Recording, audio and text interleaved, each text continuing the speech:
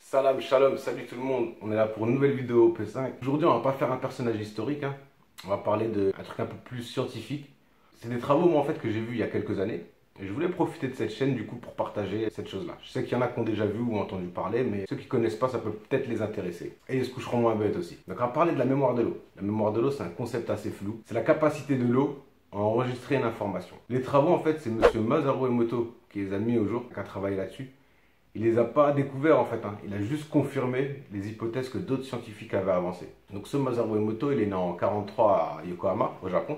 Donc ce monsieur, par ses expériences, il s'est amusé en fait à envoyer des vibrations à l'eau. Et rapidement, il a créé ce qu'on appelle de l'eau à dos. Donc en envoyant des vibrations, il voyait que ça modifiait un peu on va dire la structure. Je suis pas scientifique, j'utilise peut-être pas les bons termes, mais ça modifiait en fait la flotte. Et du coup, il s'est amusé à soigner des personnes. Donc il a traité plus de 10 000 patients avec différentes maladies et il a eu des résultats vraiment de fou. Donc après ça, il a mis au point une technique en fait pour observer comment l'eau réagit aux vibrations. Donc c'est un truc très simple, hein. Tu prends une goutte d'eau, tu la mets au congèle à -25 pendant 3 heures, tu la ressors, tu l'observes au microscope et là en fait il y a un cristal ou pas qui se forme. Du coup, il s'est mis à observer des eaux soit d'endroits naturels, genre les chutes du mont Fuji au Japon, ou de l'eau de l'Antarctique, ou alors de l'eau du robinet, genre l'eau de Paris, l'eau de Londres. Vous voyez rien que entre une eau naturelle et une eau du robinet, il y a déjà une nette différence. Il y en a qui n'ont pas de cristaux, et l'autre, on voit nettement les cristaux.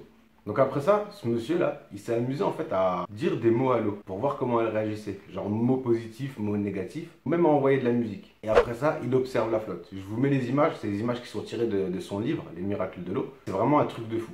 Et ce monsieur, il a poussé encore plus loin ses expériences, hein. C'est des travaux qui ont duré longtemps, hein. Ça s'est passé sur 8 ans je crois. Il a poussé encore plus loin l'expérience, il a soumis l'eau à la pensée. Pareil, les résultats ils sont fous, c'est vraiment des résultats de dingue.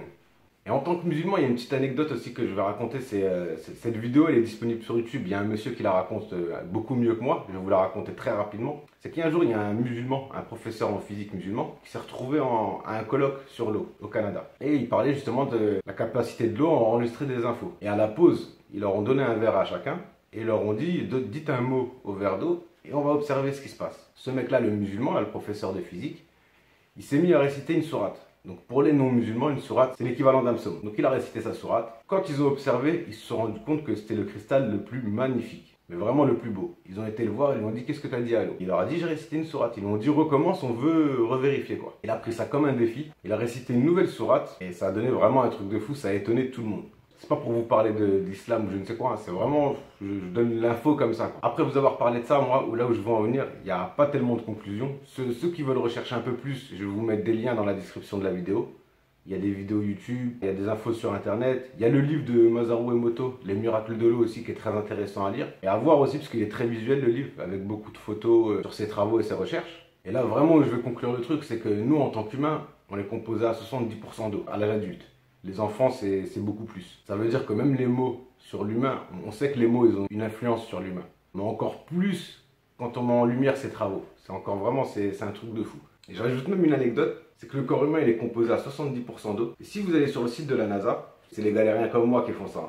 Vous allez voir que sur le globe terrestre, il y a 70% d'eau et le reste, c'est que de la terre. C'est une info juste pour se coucher moins bête, hein, parce que ça ne te fera pas gagner un peu plus d'argent. Bon, je sais très bien qu'il y en a à la fin de cette vidéo, ils vont me dire, bon...